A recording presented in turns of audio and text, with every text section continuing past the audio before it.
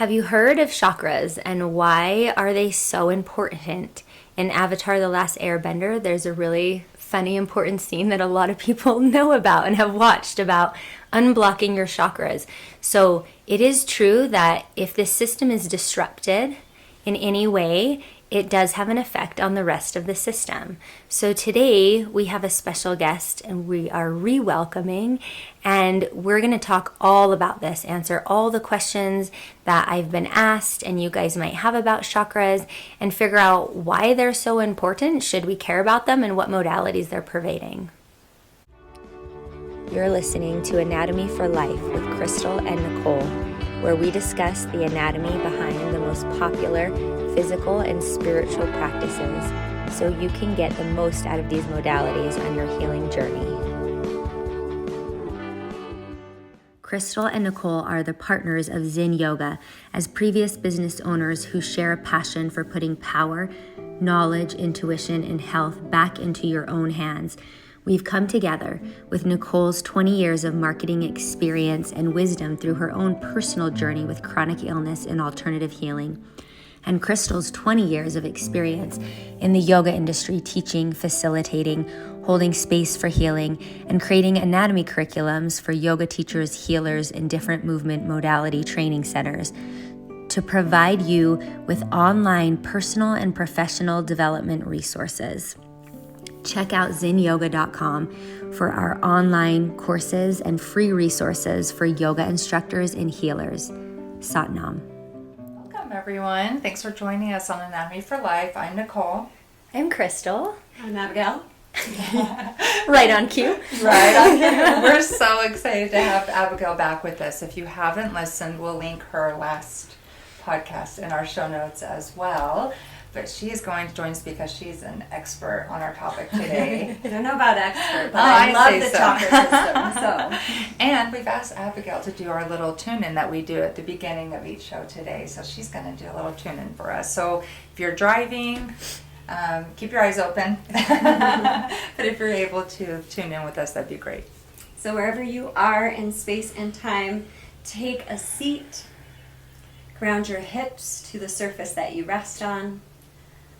You can close the eyes or soften the gaze, setting aside your day and your doing to drop into your body, into your breath. And we're just taking this moment together, breathing deeply, coming to share this energetic space to learn together. Notice your breath. Notice where the breath shows up most clearly in your body. Maybe it's your belly, your chest, your throat, your nostrils. Really feel into the natural curves and length of your spine here, where our Sushumna Nadi energy channel flows. You can imagine inhaling from the tailbone all the way up to the crown of the head. Exhale, the breath washes back down through the tailbone. Inhale from root to crown. Exhale, crown to root. Feel that energy move with your breath. And we'll take a moment of silence.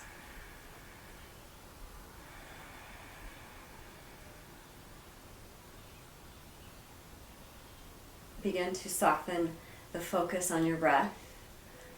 Allow the breath just to return to its natural rhythm and pattern. Trust that it's taking care of you, your body's taking care of your well-being. And we have opened the space.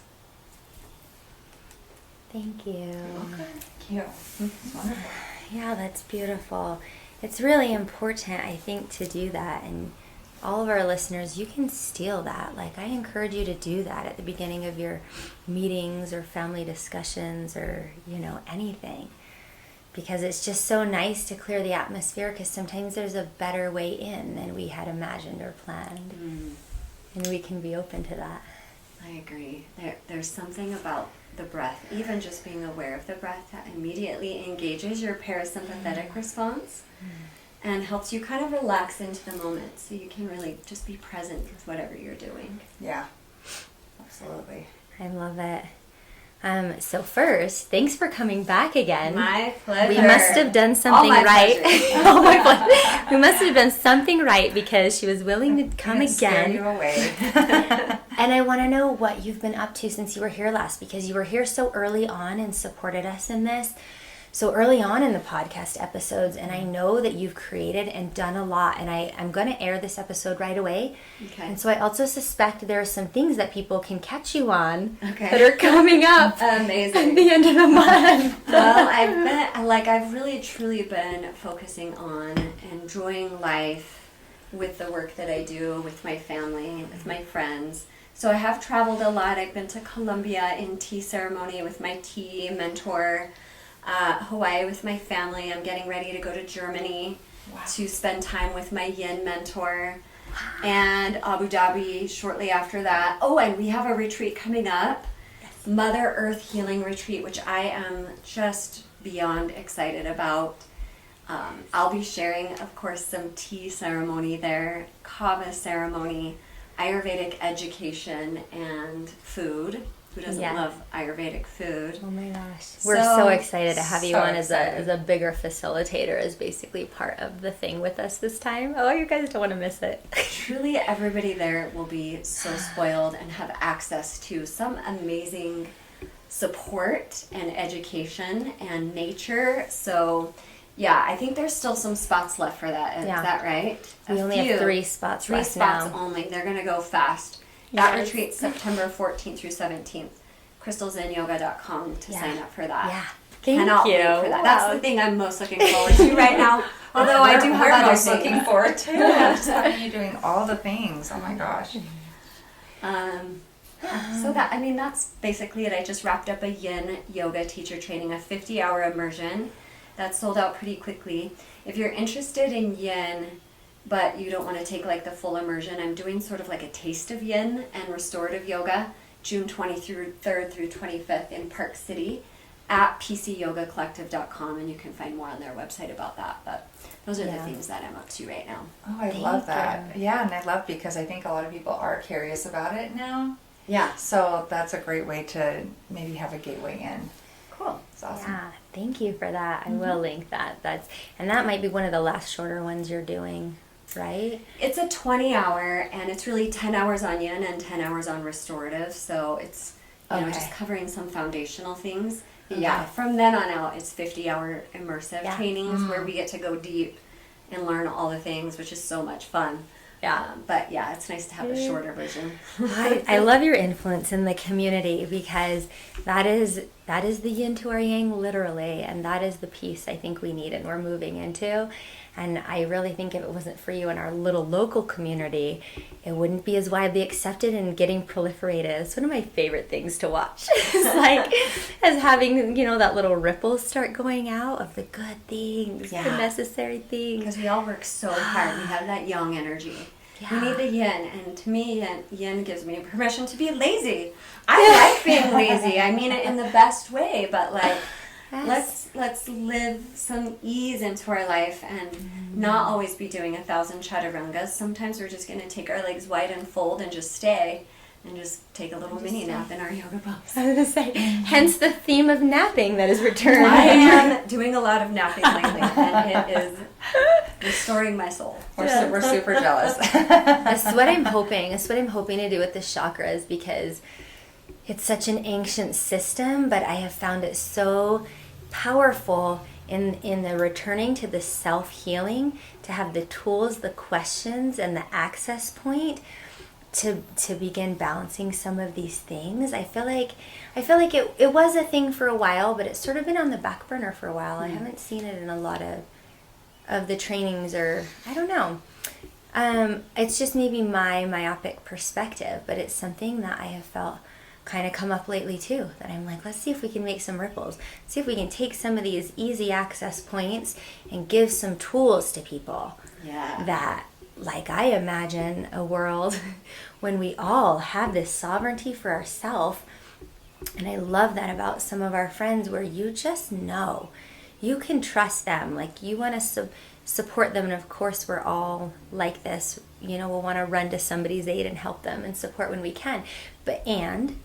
you can trust that they've got the tools to take care of themselves, and you know that you're holding strong and you're walking alone in your own journeys together.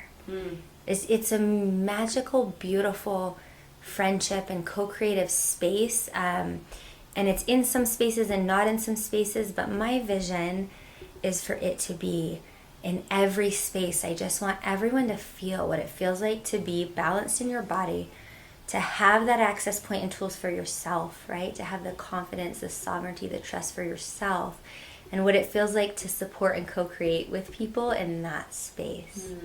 That's the world I'm dreaming of. You're making that ripple. You're doing it, Crystal. So let's get into the chakras. Abigail, I wonder if you would just help us out with this. What are chakras? What's a little bit of the history of the chakras? Okay. Well, the chakra system comes from Tantra Yoga, and it is really rooted in Kundalini Yoga, where it's about your subtle body, your energetic body. In the yogic tradition, you have energetic pathways, something like 17,500 nadis in your body, 114 chakras, and 7 main chakras. And these chakras link up to these energy channels in your body. And we usually think of these 7 main chakras going up the main energy channel, which is called Sushumna. I will say the word chakra itself is a Sanskrit word. In Sanskrit, it's actually spelled C-A-K-R-A. In the West, we spell it C-H-A-K-R-A to get us to pronounce it right, which is C-A together in Sanskrit is cha and chakra. So that's just my thing. It's a little bit like tomato, chakra. It doesn't really matter. A chakra means wheel or disc, typically seen as like a spinning vortex of light along Sushumna channel. You might think of it as running up your spine. Scientifically, people say it's like the bundle of nerves at these different plexuses in the body. And there's also an energetic component to it that, you don't cut somebody open and see it, but we all know that energy exists. We know that light and color has specific wavelengths, and so does the energy inside of our body. And I think it's important that we acknowledge that subtle sensations are just as valid and important as overt physical sensations. So even though the chakra system might sound like a little too esoteric or woo-woo or not very tangible, it's still there. It still exists. So that's sort of the background. That was perfect. That was perfect. People think Tantra Yoga is some weird thing. Maybe about sex. Maybe we need to go back and double click on when she said it's part of Tantra Yoga. Why don't you just give us a little description of Tantra Yoga? That's actually worth clarifying. Yeah. But it's really Kundalini Yoga. Yes. There's Shakti energy, that's latent energy that is at the base of the spine, typically represented as a coiled snake. And the idea is that you go through these different levels or chakras, primary chakras, to raise your vibration, come to higher and higher consciousness until you reach, in the yogic tradition, we'll say that's enlightenment. Yes. Yes, I love that. Yes, that's really what Tantra Yoga is about. Thank you for clarifying that. And if you guys, maybe we'll just record an episode on that. But there's different categories in that as well. I don't know if I will, but maybe I will. I don't know. You'll hear like red tantra and white tantra, so you can get a little discriminatory in there and descriptive. But yeah, we'll talk about that another time. Thank you for double clicking on that, so they're not like immediately like, great, chakras, tantra, what are these ladies doing? Okay, so I'm glad you also brought up the nerve plexus, because we know how much I love to marry when Western anatomy and research catches up to Eastern studies and principles. And so the nerve bundles also Abigail mentioned, those are actually, you can cut somebody open and follow those nerve pathways. Yes. So that is the one tangible thing where your chakra spinning discs of light actually protrude out, and you can measure these with electromagnetic graphs, in front of the body, and then equal and opposite. So it's like patting your head and rubbing your tummy, or vice versa, right? They're going to spin in opposite directions, and they'll protrude in a cone-like shape out the front and the back of each chakra. So you don't just have this energetic center in front of you, but you also do behind you. And that's the way the nerve bundlings work. So we usually watch nerves proliferate and then pervade, like say your liver, right, for afferent and efferent signals. But there are, at the 6 actually parts of your body, and one going straight up through your crown, nerve bundles that we have dissected that, get smaller and smaller and seem to be reaching out into the nothingness, right? Like they're not going into, like your sternum or something, but there are nerve bundles sort of reaching out at each chakra point, which is evidence enough for me, as if they're sensing something that we're not seeing, right? So I love that. We start putting the things together, and I think the other place where the things intersect is what we're going to get into a little bit deeper in a minute, is that there are general ideas and energies that each area governs. And if you didn't want to believe that, or you thought, why is it that we're saying this energy of the heart is always about grief and sadness, or love and joy? Why is the area about space, right? Well, you can take all of the studies about that area in the body, and generally in Western medicine, we're specialized, right? Like a heart doctor or a gastroenterologist or something like that. And if you just start looking a couple Google searches of what problems and issues happen in each anatomical body center, your morphology, your soft tissue, and then you go back to that chakra and you look at the energies that are said to govern that area, they just match up every time. Yeah. Right? And that's in our curriculum. Amazing, isn't it? Yes. So there's sort of my little anatomy plug. What I'm wondering is if maybe you'll tell us a little bit about the first time you encountered chakras and how that played into any of your practices or life. I don't think I even heard of chakras really, or maybe I heard of it and had no idea what that even meant until I did my 200 hour, and we studied Anna Dia Judith's work.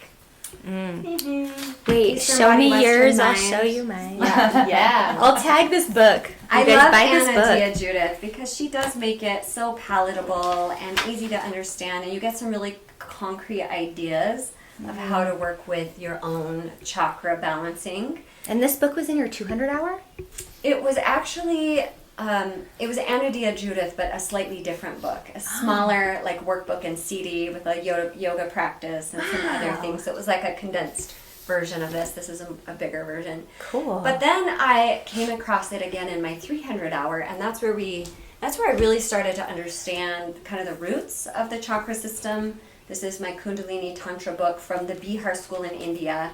This is Swami Satyananda. He's also who really scripted out Yoga Nidra.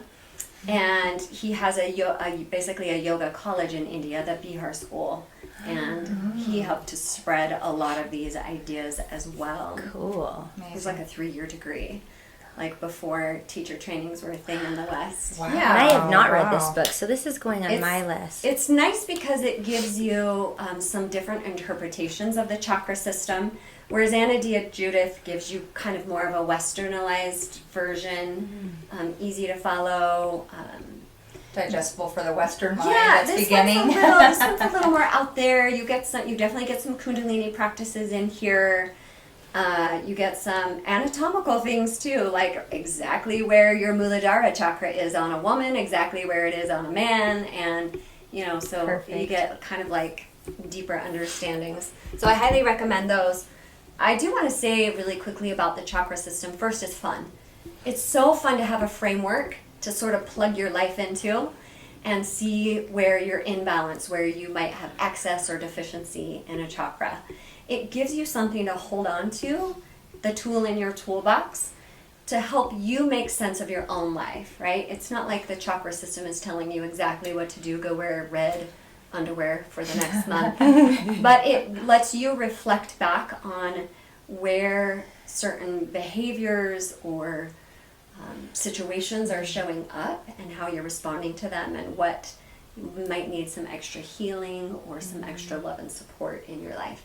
And a framework is really great for doing that. I always tell students that work with me that all models are useful, just like the chakra system is a model. All models are useful, all models are also incomplete.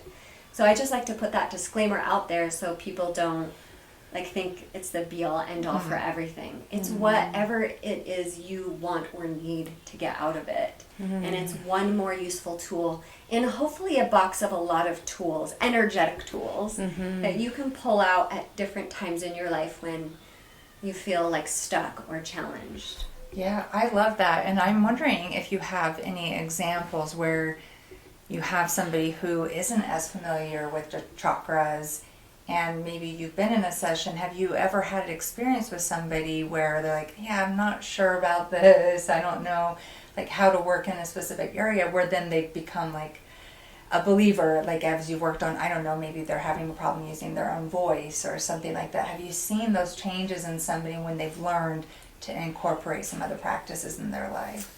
That's such a great question. I know I kind of threw that on you.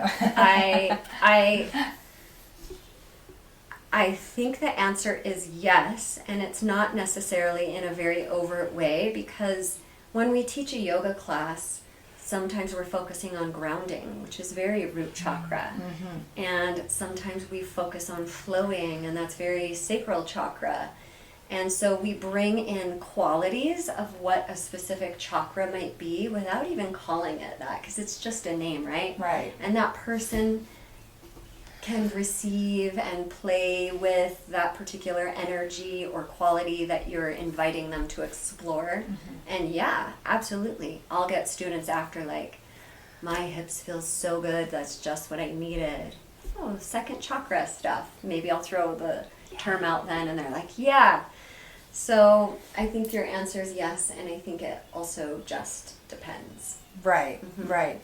I just think I've watched as different people have come into understandings of the system that then they say, oh my gosh, that's what's going on, because now I can use these tools and I can work in that area. Some aha moments. Once they have that aha moment, that it's not just, oh, is it wooey or whatever, you know? Yeah. That it's like once they understand that real energetic side of it, that it can be really like almost life-changing. It's like a way of getting to know yourself better, you know, because we're not these 2D creatures. We're not like paper dolls flat, right? We're three-dimensional physically, but also we have a physical body, a causal body, and an energetic body, a subtle body. So those 3 points are very 3D to me. We're like, as a whole being, we're much more than just a physicality. And anytime somebody can feel into the energetics of their own body, I think they're learning something about themselves. They're being in relationship with themselves, and that's a beautiful way to connect with life in general. I'll share just a little story, because for my own personal self, I had that aha in my life. This was at a time in my life that I was in a corporate job, working a gazillion hours, but I was also in a very toxic relationship and trying to get out of that relationship. And I was in a very vulnerable state.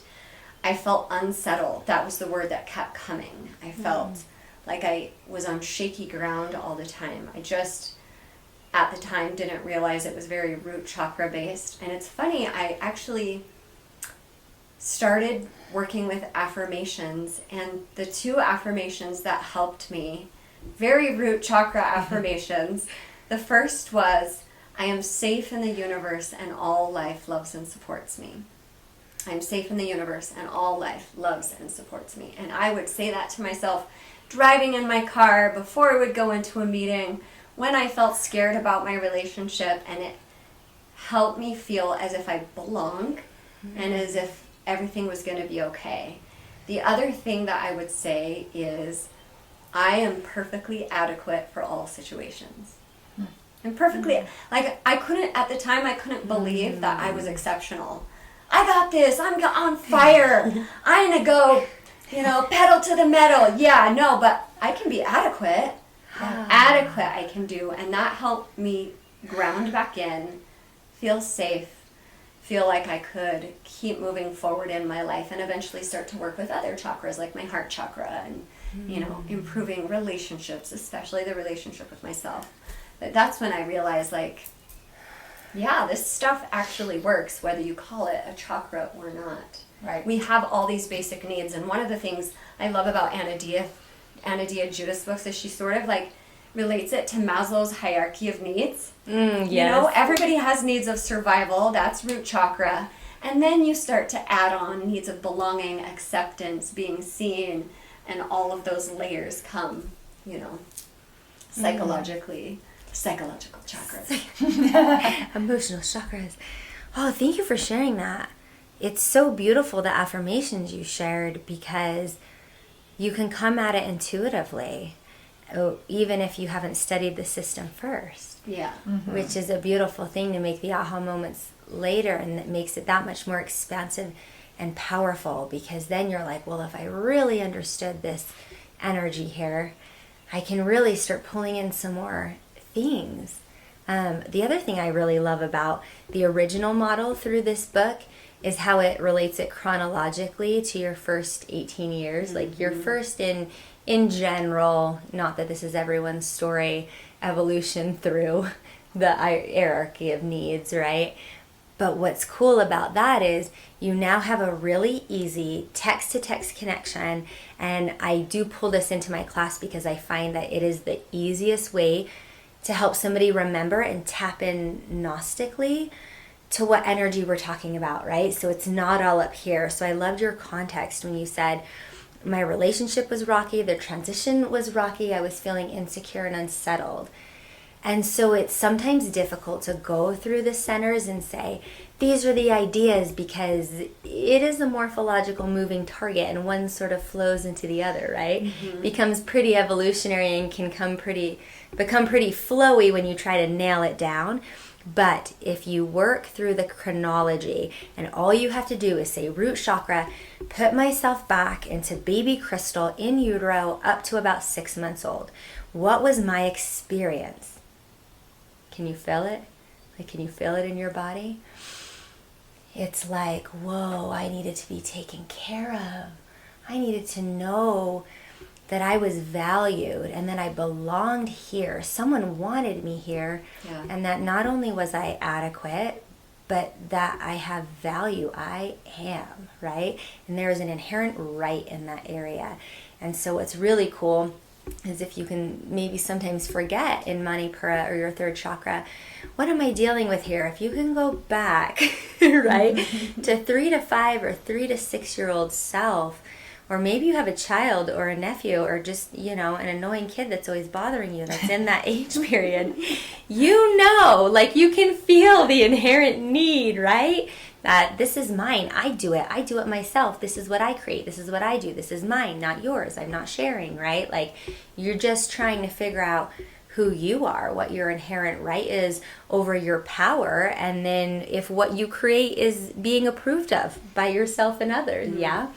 So those are just some surface examples of what I thought your story so beautifully illustrated was the power in tapping into and moving through some of these. I had an experience with my fifth chakra, because I've shared some first and second chakra stuff, because those are the powerhouses. Those are the ones that when we go through the transitions, that's the upheaval of the roots we're probably always dealing with. First and chakra stuff during transitions. It's not like it's linear, right? You go up and then back down, and then up and back down. Yeah, you can't really control that on your daily. Fortunately or unfortunately. Right. I thought I passed this level. I have to come back to my root chakra. My progress wasn't saved. I have kids who play video games right now. The chakra video game. That's awesome. Oh my gosh. If someone creates that, I want to... Oh, that'll sell. We should get a percentage of that now. Yes, That was our idea first. Nicole, it will you out there. copyright that for us? Absolutely. I'm on it. That's amazing. But I remember not really understanding the first couple times, or maybe 1,000 times, who knows, that I had come up against evolution in my fifth chakra. And I love using this terminology. I have no idea where I got it from. So if I stole it from you, thank you. If I came up with it, thank you. That way, right? But I love talking about transmuting, transforming, and evolving through your chakras, because there's never anything wrong. So I don't really like to use that language when people come in and say, I need you to open my chakra, they're blocked, or I'm all messed up right now, or something like that. I really spend a lot of time saying, you're right where you're supposed to be. You're just being called to a higher level right now, or a deeper understanding, a different way of being. So we're evolving through this, right? And that's why we're going to take a look at it. And when the most significant time that I'd really felt like, whoa, I'm really starting to understand what this is about in the throat, was when I started a project and started noticing my creations, my thought processes, my speech processes, like all of the things that I was kind of putting out started to were challenged a little bit, right? They were challenged from the outside. They were maybe challenged by other people, and they were also challenged by circumstance. And so I really had a beautiful awareness experience of being able to look at, what is my truth? And am I living my truth? And is everything I'm producing, living, thinking, speaking in alignment with my truth? And because some of the contrast and pushback, I was feeling the feedback of that, right? Mm-hmm. So I was like, well, in that instance, I compromised my truth, and I was able to feel what that felt like at that level. And in this situation, I stood in my truth. And now I know what that feels like. So I just really was having experiences under my belt of actually feeling in real lived experience the contrast of the fifth chakra. And during that time, and of course this is how we learn, right? Like you're learning to ride a bike. You fall more than you ride the bike, right? You fall over more than you walk, right? Like we fail and more, this is how we learn, right? So let's just say that's all okay. And if you're not falling, you're not learning. So I feel like that was sort of the story of my progress through this evolution of my fifth chakra this time around for about 6 months. And my neck got so tight. I pulled a muscle in my neck somewhere almost, or my shoulders, every time I did yoga. Yeah. I actually developed, and Abigail will love this because she's a resident fascia person as well, with yin yoga and all these things. Isn't that what our first podcast was on? Yeah. Mm-hmm. Fascia. Yeah. So I got this amazing fascia line, this anterior fascia line on the platysmus, which actually I have to tell you about a new fascia line that one of my friends told me about, the equal and opposite to it coming out of the back of your neck, right here under my chin. So I've always sort of had like just a flat, smooth chin and neck hair. Don't be jealous. I didn't do anything to get it. I just. What cream are you putting on? Nicole's giving me the eyes. I don't know why. It's just been pretty like pronounced right here. And then this little fascia line started coming out during that period of time, where it was like holding tension, almost like one of those dinosaurs. You know, when they have the winged things coming out on their head. Oh my gosh. And I started. I'm like fully picturing it's probably Jurassic Park traumatizing right to now. have it that way. Hold on. It's mine hanging. Wait a second. Do gua sha, and it will never happen. No, but I was seeing the physical symptoms as I was transmuting and learning more deeply about the idea of the fifth chakra. And so I was watching it on all planes manifest. And I did notice when I was more in alignment with my truth, that fascia would relax. Mm. And when I was fighting, it wasn't. I also noticed that when I could speak my truth and when I could sing and hold a note, or I felt called to like sing in my sound therapy or carry a resonance that was enjoyable to my ears. I don't know if it's enjoyable to the people around me, but when I was enjoying my tone, it was when that was open, and it was when in more areas of my life I felt free to feel, live, be, and speak my truth. Mm. And not a right that conflict. you have. I love how you said that there are certain rights that we have. Yeah. You have a right to speak and to be heard. Yeah. And to live your truth. I remember during that time too, and you kept getting sore throats. Do you remember? And you kept losing your voice. Wow. And so you were going, what's going on here? And it just, and once you figured it out, you stopped. You were losing your voice a lot. Wow. Do you remember that? I don't. So I'm glad you pointed that out, because Yeah. I feel like that would be true. You know what? I'm glad you did bring that up. See, this is why it's good to have good friends around for long periods of time. So they can remember when you lose your voice. Remember you. Yeah. I said that to a friend the other day. I was like, you've opened a dance studio every time you've had a baby. Isn't that an interesting turn of creative events? And she said, I have. And I said, you don't remember? You don't remember being postpartum and opening a dance studio? And she was like, no. And I was like, well, I'm here to remind you. Well, and I just remember that it made me start to think too, because there's been other times when I've been like, notice things come up and I'll get like really dry throat, you know, like when I'm feeling stressed or like I've got it right now, you know, and so I just become more aware of other areas that maybe things I would just be, my throat's dry today, but instead I'm more Instead aware. of blowing things off or just brushing past it, you can look a little deeper. You can plug it into the chakra system and be like, symptoms, what chakra? Yeah, well, What and questions do I need to ask myself?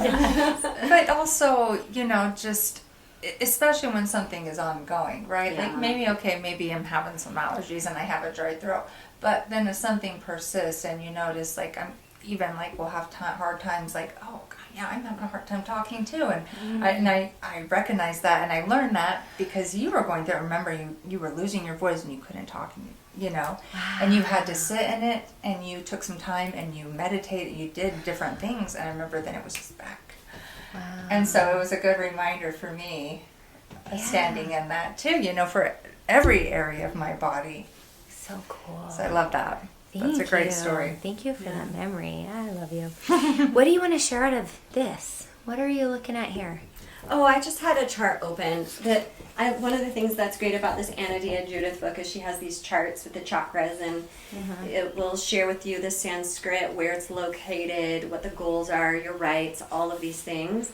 And I know you mentioned that she has these free up on her website. Yes. So if you want to get a quick visual of the chakra system and what the different qualities and pieces are to it, you can go snag a free chart. Yeah. Oh, it's so cool.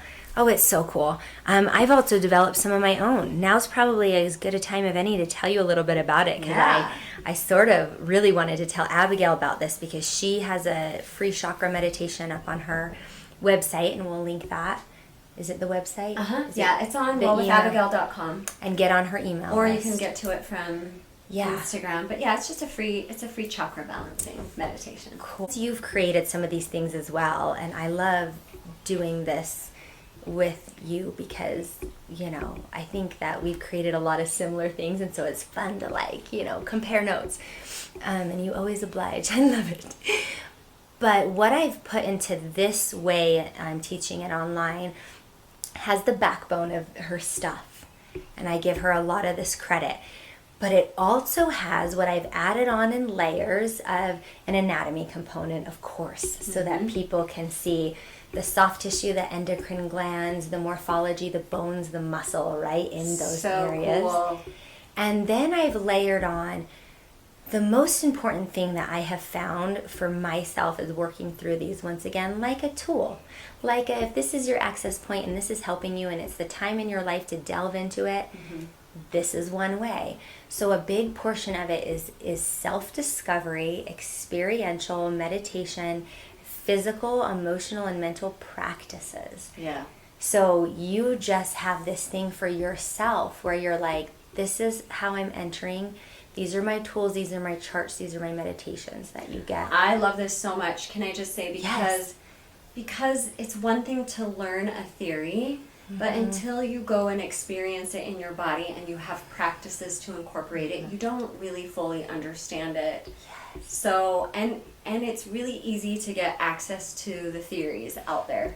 You can get that, no problem. But to get practices that will help to actually integrate it into your body and into your life is where the real gold is, or crown chakra goodness is. Yes, and that's what I was actually. So I'm excited for your course. That same thing that I said, there's so many things out there on the chakras, right? But then it's like that integration step. And like, how do I make this like applicable for myself or for those I help, or you know, this is all fine and good. Now what do I do? What do I do? And what Nicole said is the last part where I tack on the end, because I'm making these curriculums specifically for healers, facilitators, instructors. Not that you couldn't take it and get some benefit if you knew nothing about it, but you would definitely want lifetime access because you might feel a little fire hosed. But this is really geared towards a depth in knowledge because you have some momentum on the path already. And you've already gotten like a foundation and you're like, I just need to add and understand these layers. And so the last part of the course is like a gimme for passing it forward. Because I don't believe you have to be enlightened or a guru. I mean, you probably wouldn't even be here anymore if you were, to be able to pass the things along, because that's how we're going to achieve the world that I imagine, is you've got to be able to pass along the authenticity in your own practice and the learnings where you can. And I'm thinking like your children, your relationships, and of course facilitators, instructors, healers, you have students, right? You have groups you're facilitating for. So if you can have these Gnostic experiences, just showing up in that new vibration affects other people positively. So the last little tagline are some really easy, take them or leave them, but what I have found work really well, and take them and modify them is really what I want you to do. Take them and make them your own. Scripting you can use in a breath ceremony, in a nidra, in a yoga class, in a one-on-one client session, like these scripts that if you know you need to speak to their heart chakra, you can say, consider this. Beautiful. Be this. So you give Open some your heart. chakra-themed scripts to facilitators. You can go out and use them in your classes right with away. Your clients. Even while you're so transmuting, good. Scripts, affirmations, and yoga poses and flashcards. I love this. Because so I want to. special. I'm an enabler in a good way and a bad way. I want pros and cons. Don't keep all the good stuff to yourself. We got to get it out Right. there. I want to enable people to not only feel like I'm getting this, but how am I positively affecting the world around me? Because I get this. Well, and how many people go into, a training or a course or whatever, and it is fire hose or whatnot, and then you feel like, oh, you feel so good after, but then you're going, okay, now what do I do? Now what do I do? Right? Yeah. And I don't remember any of it. Yes. And I'm wondering how many questions you get from your students, because I get this a lot, where they come back to you and they're like, how do I apply this and integrate? Now what do I teach? Now what do I create? Do you get that? All the time. And so it's nice to have a handful of suggestions in your pocket, which it sounds like your course gives people. Yeah. A handful of things that when you have students come and ask you, you can just be like, whoop, here, try this. Otherwise, it's a much more in-depth conversation, and you don't always have time for that after you teach a yoga class or whatever, or after an event. So I think that's good to have access to that. I also think, like you said, this is a huge system, and it's impossible to memorize it all and remember it all. One, proven way to help you learn things is to teach it. And so you're literally giving people something to teach back. It will obviously benefit all the students you work with, but it will also help you remember and learn it even more deeply yourself. So I think that's really phenomenal. Oh, great. Yeah. And do you throw Ayurvedic and food and things into your... I do, yeah. So my course that I did, it's funny, it actually began in my 300-hour. For our practicum, we had to do a little workshop, and I chose chakras. So I created this little workshop with my chakra sheets, and because I'm an herbalist, so I had the herb to balance the chakra, and I made a whole chakra balancing tea blend with all 7 herbs in it, and the essential oils, and I did that for my practicum live, and then I just took it and made it an online course. So it's really more beginner friendly. If you know nothing about the chakras, here you're going to learn about all the things. Here's some herbs and essential oils. Here's a meditation, a yoga practice. I love that. There's so many entry points. There's so many angles. Right. And you can always be adding to it. And I love that. That's what I suspected when I heard about yours. I was like, I know it's got these elements that I love to learn from Abigail on. But you also put out that beautiful content on your email list as well that I love getting. Are we officially into the summer Ayurveda stuff now? Yes. Okay. I'm actually hosting a summer Ayurveda workshop this Friday. Okay. I'm sure that will be already in progress by the time this comes out, but there are definitely qualities according to Ayurveda that exist in summer that can get out of balance. And so there are things you can do to help balance your summer. So like you might think of this as the season of the solar plexus. City of Jewels, right? That's what Manipura means, is City of Jewels. I call it Fire of 1,000 Suns. Fire of 1,000 suns, so everything's hot outside. We tend to need more cooling and calming qualities in our life, which is why I'm so taking naps every day right now. The days are so long, it's like you have to, if you fill up your time all day during the light hours, you're like awake for 16 or 17 hours. So it's nice to like have some relaxing time in there. But so we're officially in the third chakra season. Thank you for that. Our right to act, but we have to be careful not to let it get excessive. Sometimes we need to pull back a little bit. All things in balance. Yeah, and all of this is subtle body knowledge that we get from Ayurveda and yoga in generally, chakra system included. And I just want to add one final thought by me, which is I want to teach this idea that alignment in all ways is always a moving target. And so it's not alignment in the second. It's going to be, and even alignment in the second is undulating with the cycles of breath and life. And so when we talk about alignment and alignment of the chakras or an open chakra system, I want you to also think of it in that context where it's a flowing and undulating of alignment. It's like a butterfly opening its wings and closing its wings. Like yin and yang. Yes. So you may be pervading through a few chakras while others are holding you steady while you're developing your third eye chakra talent. And then you may need grounding back down while you open your root chakra. And I do want to approach this as like a moving alignment target with balance over time and appropriate movement through your journey as the underlying sort of goal, if there was a goal, right? It's just to get to know yourself more deeply. And I feel like that happens in every area of life. It's all a ceremony. And Abigail's been one of my friends where I feel like every time I get to be with her, it's just beautiful ceremony. I feel the same about you. I love you. I'm so grateful you're here. Me too. I'm grateful you're here to help support me and spread the things that you're spreading. Do you have any final thoughts on chakras? I mean, you guys can plug your questions in the comments and we'll tag the heck out of this. We'll make sure you get the info. I think the last thing I would close with would just to remind everybody that your journey with chakra health and well-being is your unique journey. It's not like if you're working on crown chakra that makes you better and more enlightened, or if you're still working on root chakra stuff somehow you're not as far along as you should be. No, you're exactly where you're meant to be. It's not a linear path. It is that flowing give, receive, expand, contract. And there's more than one road to fulfilling your destiny. So honor the path that you're on. You're right where you need to be. Perfect ending. Thank you. Thank you. So beautiful, Abigail. We appreciate you being with us again. Thanks for having Do we me have back. any takeout notes? Well, yes, go if you're interested in the 7 chakras. We are doing a free workshop coming up, and we'll have 3 different dates to choose from. If you just want to go to zenyoga.com and you can fill out the contact page right now, and we'll get you on the list for that, and then you can choose what date you want to come. And whenever we do the 2nd chakra workshop, that is a free workshop that Crystal is putting out. It's going to be beautiful and amazing. I promise you don't want to miss that.